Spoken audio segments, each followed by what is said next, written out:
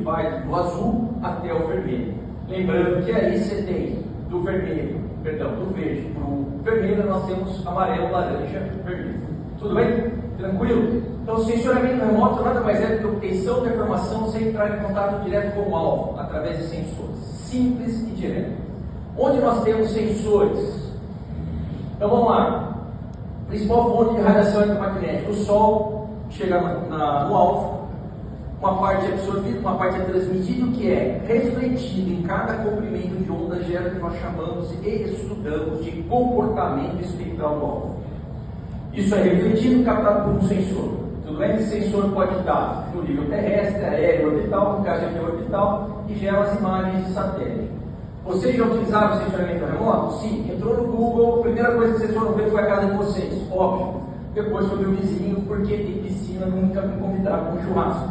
Né? Mas basicamente, pessoal, nós temos sensores de laboratório, sensores do campo, sensores aerotransportáveis orbitais. Nós trabalhamos na Exalc com esse sensor aqui, ó, que é o Field Spectrum, que é um sensor hiperespectral, que vai me dar um ponto na curva, ou seja, do azul até o infravermelho médio, basicamente uma resposta a cada 2 nanômetros. Nós também podemos levar isso para o campo. No nível aéreo, nós já temos sensores RGB, que vocês conhecem, que é o celular de vocês, sensores multiespectrais e hiperespectrais, que basicamente é o mesmo sensor que eu uso em laboratório. Tá? Além do LiDAR, sensor termal e aí vai. E depois a parte orbital, que é as imagens que vocês conhecem. Tudo bem? Agora eu vou forçar a amizade, sem estresse, tá bom? Quero apresentar para vocês a resposta de uma única folha. Tá? É estilizada aqui, tá? Basicamente eu tenho aqui, ó, a resposta do azul. A planta absorve o azul, reflete um pouco mais o verde e absorve o vermelho. Por quê? Pessoal, fotossíntese, taxa fotossintética, nós estamos falando aqui de pigmentos, né? Então, basicamente, eu tenho pigmentos na folha. Quanto maior a absorção do azul, do verde e do vermelho, maior a taxa fotossintética. Quando eu saio aqui para o infravermelho próximo, eu tenho estrutura celular, diferença entre ar e água, que me dá uma alta reflectância. Aí o pessoal relaciona, muito no dossiê, com biomassa. Aí quem não conhece aqui o índice de vegetação, ele DVI, todo mundo conhece? Ele faz o quê? Ele pega aqui quanto absorve o vermelho por quanto reflete no infravermelho próximo. Quanto maior essa variação, maior a biomassa. Tudo bem? Saio do infravermelho próximo, vou aí para o infravermelho médio, e eu tenho resposta de água na folha. Tá? Evapotranspiração. Tudo bem, pessoal? Um resumo. Então, basicamente, nos RPAs eu tenho tudo isso aqui, ó. O RPA trabalha de 450 mil nanômetros, são sensores aerotransportados, enquanto o satélite vai até o infravermelho médio. Ah, será que vocês entenderam? Vamos lá então. Azul, verde, vermelho. Folha verde. Olha a taxa fotossintética. Absorve no azul, reflete no verde, absorve no vermelho. Degradou clorofila. Clorofila é o que mesmo? Magnésio com nitrogênio, correto? Degradou clorofila, vão aparecer outros pigmentos que são mascarados pela clorofila. Basicamente, carotenos e xantofilas. Observem que a resposta mudou aqui. Porcentagem de reflectância, que é o quanto a planta está respondendo, refletindo em cada comprimento de onda do azul, verde, vermelho. Lembrando que do verde e do vermelho nós temos amarelo, laranja, vermelho. Vocês estão observando por que a folhinha fica amarela quando degrada a clorofila? Olha, porque ela responde no amarelo. Basicamente é isso. Fica evidente aqui que a taxa fotossintética mudou, que a planta deixa de fazer fotossíntese, começa a diminuir a taxa fotossintética, aumentou a resposta, tranquilo? Nesse processo nós não temos diferença no infravermelho próximo, ele se mantém. Tá? Biomassa não muda. Bom, aquela pergunta, aonde eu vou aplicar isso? Fiquem tranquilos que eu só tenho 50 slides, vai ter mais ou menos umas 11 horas, com o desespero de Jardelson. Basicamente, nós temos também alguns artigos já para tentar quantificar nitrogênio na folha sem mandar nenhuma amostra para o laboratório, só com luz. Vocês estão observando aqui, ó, são diferentes teores de nitrogênio na folha, onde quanto maior o teor de nitrogênio, maior a absorção aonde? No verde. Então eu consigo determinar agora por uma equação quanto de nitrogênio tem na folha. Tá? Esses resultados aqui estão dando um R quadrado já para dados de laboratório de 0,94. Eu não ligo para esse 0,81. Eu ligo para isso aqui, ó, um erro médio de 1,24 gramas por quilo. Pô, mas isso é no meu laboratório, não é? Tá bom, mas a gente fez um trabalho e verificou que tem resposta visível no tal do Red Edge, que é entre o vermelho e o infravermelho próximo. E para drone que usa esse sensor aqui que tem azul, verde, vermelho, Red Edge e infravermelho próximo, nós estamos já nesse trabalho que a gente está acompanhando com o Jardelcio, que é o que o Otto determinou aí, um R quadrado de acerto de 0,66 com RPA. Então eu faço o voo, obtenho a imagem, gero um algoritmo e vou lá e vou mapear nitrogênio na área. A ideia é essa, meio louco, né?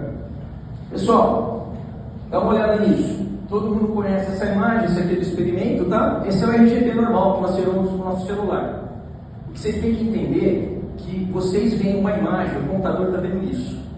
Absorve o azul, reflete um pouquinho mais no verde, absorve no vermelho. Ficou mais escura a imagem, tá vendo?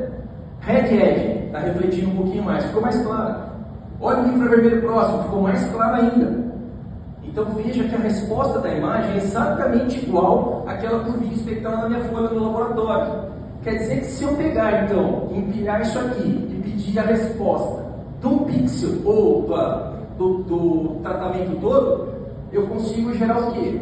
Uma curva espectral, só que agora multi-espectral. Antes era hiper, um ponto a cada 2 nanômetros, agora é multi, um ponto a cada banda.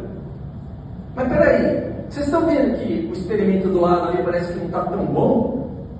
Está meio falhado, tem um arranque menor, né? Até desculpa os termos, se estiver errado, você se corrige.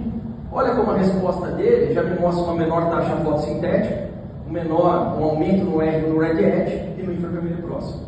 Então existe diferença. Eu acho que a minha parte aqui é resposta. O Otto falou responsivo, tem resposta, vamos ver se tem resposta com a RPA agora. Entenderam que a técnica, tranquilo? Então uma imagem é uma resposta.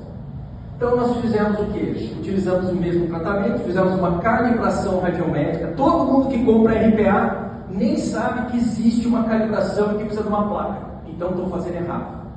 Qualquer voo com espectral que não tem calibração está errado. Fizemos toda a parte de georreferenciamento das coordenadas do experimento para poder obter a resposta de cada torceira. E aí com pontos de verificação em campo. Então basicamente nós processamos o ortomosaico. Aqui é o voo zero, a gente chama para ter a superfície do terreno. E depois criamos o MDS, que é a superfície da cultura. Se você tira o MDS do MDT, você tem o quê? A altura da cultura. Tudo bem? René vai lá, ficar medindo a altura, faz aquele monte. Não, vamos medir com o drone, é direto, rápido. Será que dá resultado? Para isso a gente trabalhou com alguns softwares e o mais legal que nós desenvolvemos um pacote tecnológico para isso. Vamos chamar no primeiro momento IVFA. Simplesmente só as folhas fotossinteticamente ativas. Uma máscara que eu tiro só o que é verde. Tá? A gente desenvolveu isso no primeiro momento para pastagem, para separar o que é doceira do que é solo. É um algoritmo que daí eu vou refinar e só vou trabalhar com as folhas verdes. Isso aqui é muito importante, tá, gente? Rodou. QGIS, R, altura, índice de produtividade, aí vai. Fizemos todos esses voos, sempre com a mesma plano de voo, todas essas datas aí, né? Então nós temos 2023, 24, 24, 25.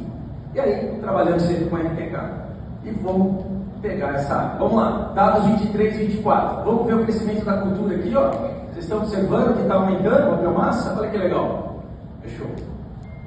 Olha os resultados. Veja como o índice é interessante aqui, ó. Está vendo uma falha aqui? Olha só como o índice detectou e também não tem altura dessa falha aqui. Agora vamos acompanhar 180 dias depois do corte, né? Do plantio, no caso aqui, tá? E vai aumentando isso. Vocês estão observando que o índice vai crescendo o fechamento, isso aqui é a máscara de fechamento, e de repente diminui? Vocês estão observando essa mudança? O que é isso? Calma, aqui. Essa é a resposta. Porcentagem de fechamento por dias. E você vê a curva da 34,45, da 9,8, 29,94. Primeira coisa que eu quero chamar a atenção, o que aconteceu aqui? Cara, maturação. Ela parou de crescer, diminuiu folha verde, para o quê? Degradou clorofila, as coisas para encher pouco. Tudo bem? A gente observa isso. Mas por que essa variedade aqui continua crescendo? Porque ela é tardia. Ela é responsiva, né, Otto? Acho que foi isso que você usou, ela é mais responsiva. então ela tem um movimento mais tardio. Então deu para identificar até isso. Observe que a altura da cana basicamente não deu muita diferença aqui, todas cresceram, tá? Tudo bem? Mas aqui o fechamento deu muita diferença. Bom, entenderam isso? Olha o tratamento otimizado para as 3 variedades, tá? Isso aí antes da maturação, tudo bem? Olha o fechamento para cada um, né, dessas variedades. Agora dá uma olhada aqui, ó, com a outra variedade, né, a 2994 ainda está fechando, enquanto as outras já estão fechadas, né? E a altura também não deu muita diferença, tá? Tudo bem? Tranquilo? Calma que a gente vai comparar uma com a outra agora. Olha como o tratamento otimizado, é otimizado 1, tá? Com o RPA, com o uso de simplesmente não, né? O pacote tecnológico, onde eu estou vendo o fechamento, eu consigo separar que as doses realmente deram algum efeito. Isso, em média, 10%. Estou falando de fechamento, estou falando de folhas fotossinteticamente ativas de altura. Tudo bem? Olha a comparação da otimizada para essa variedade com a convencional. Fechamento 70,66 contra 60. Quer dizer, diferença. Isso para todas as variedades foram observadas, essa variação do fechamento. Beleza, pessoal? Tranquilo? Legal. Pô, vamos pôr esse ano aqui, ó, 24, 25, já não é mais cana planta, é cana soca, né? Vamos ver aqui, ó, também, olha só, o desenvolvimento da cultura e de repente ela ficou amarela, rapidinho, né? Tá? Vamos dar uma olhada nisso, ó, 146, 202, tá? E a gente vai analisar isso aqui. Dá uma olhada como ela fechou rápido e de repente diminuiu o fechamento. O que será que aconteceu aqui nesse ano? Será que foi a seca? Olha aqui a maturação e começou a despencar. Olha como mudou completamente. Dá uma olhada nisso. Agora você joga os dados de clima e veja como a altura cessou. Ela parou de crescer e começou a entrar em maturação. Agora vou manter a maturação. Veja como ficou fácil de entender os dados com a RPA. Tá? A mesma coisa se você pensar na otimizada. Tem variação um pouquinho entre uma variedade e outra, mas ficou visível isso. Como você vê o efeito do déficit hídrico na cultura. Tá? Ela cessa o crescimento e vai para a maturação. Comparando no segundo ano, a diferença foi um pouquinho menor, mas teve diferença entre a otimizada e a convencional. Né? Já que a gente está comparando as duas. Tudo bem em torno de 9% de fechamento. E aí vai. Bom, pessoal, só para vocês verem variedade a variedade, otimizada e convencional. Tá? Antes que eles me chutem daqui de cima. E aqui agora, vamos fazer uma forçação de amizade. Vamos fazer uma correlação entre altura e produtividade. Afinal de contas, se eu conseguir predizer a produtividade, deve ajudar vocês de alguma forma? Não sei. Quem começou com essa brincadeira foi um cara aqui, um tal de Sorte, que resolveu fazer doutorado comigo, esse coitado, né? E aí foi lá no campo e mediu tudo que vocês podiam imaginar e foi lá e fez biometria de 12 variedades, até o ângulo da folha ele mediu. Entendeu? Dado de drone de produtividade, tá? Basicamente, o que eu tenho aqui para estimar? Uma regressão. Nós entramos com uma altura, fechamento e um algoritmo que nós criamos com o RPA em cima disso aí. Nós estamos aí, no primeiro ano, deu um acerto de 68, com RMS de 10 toneladas por hectare. Está ruim, mas olha que legal no segundo ano. Tá? Então, um acerto aí de 0,88, isso em 2 anos de experimento. Nós queremos continuar e monitorar mais áreas. Bom, será que o algoritmo que a gente criou consegue ver essas falhas, consegue ver essa diferença de biomassa? Olha como tem algumas áreas com menor, né, biomassa aqui, vamos ver. Aqui, ó, a altura da cana está mostrando que tem essa variação aqui dentro. E assim, olha, isso aqui, 2 semanas depois, a gente acha que alguém entrou aqui, ó, e andou mexendo na nossa área. Olha como mostra direitinho aí a variação de fechamento e altura. Ela é sensível a essa mudança, mesmo depois que ela está fechada. Onde a gente pode usar isso aí? Possibilidades muito grandes. Né? A gente pode, séries temporais acompanhando essa variação de biomassa. Pode-se monitorar o efeito da adubação, como a gente fez aqui, utilizada convencional. Tem um amigo lá no fundo lá que está testando espaçamento de cultura para ter o fechamento, a gente pode estar utilizando. Adequar a dose, né? Calma que a gente vai entender isso, né? Como é que a gente pode usar o timing correto no desenvolvimento, verificando isso aí, acompanhar a resposta de variedade, ajustando ao manejo, detectar áreas com heterogeneidade, ou seja, na verdade eu trabalho com variabilidade de cultura. Está tendo variabilidade? Você tem que dar essa variabilidade. Por que disso? Será que a gente consegue mapear? Utilizar então as imagens de drone, multispectral, por exemplo, para vigor vegetativo, identificar zonas de deficiência, variabilidade, ataque de pragas, nematóides, a gente já utiliza bastante sensoriamento remoto para pelo menos tentar direcionar a amostragem. Plantas daninhas, né, professor? Mapear para poder aplicar com RPA ou às vezes, né, com outro tipo de produto. Mas, na verdade, mapas igual, vamos juntar toda a informação, né, Sanches? Vamos fazer aí todo o Big Data. Pô, eu tenho dados de solo, eu tenho textura, eu tenho topografia, eu tenho a parte nutricional. Por que não usar tudo isso e gerar uma informação sólida para manejo? Mas, gente, tudo que eu apresentei para vocês não tem nada a ver com o projeto que a gente está fazendo como CTC. O projeto FAPESP é estimar, mapear e monitorar NPK em cultura.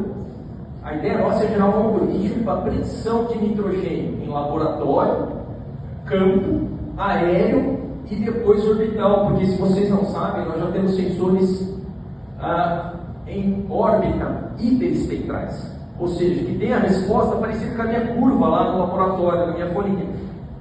E isso foi um desafio que o Jardelso lançou para a gente, não dá para fazer nada com RPA. E aí eu quero agradecer a minha equipe, que ajudou, né? Vamos desenvolver então um produto aí que seja um monitoramento desse experimento utilizando RPA. Veja que não era o objetivo do nosso trabalho chegar nesses dados de fechamento e tal, mas a gente fez aí uma ideia de um problema, né, que surgiu, a gente tentou achar uma solução. Então, só para finalizar aqui, quero agradecer a participação. Deu tempo do tempo?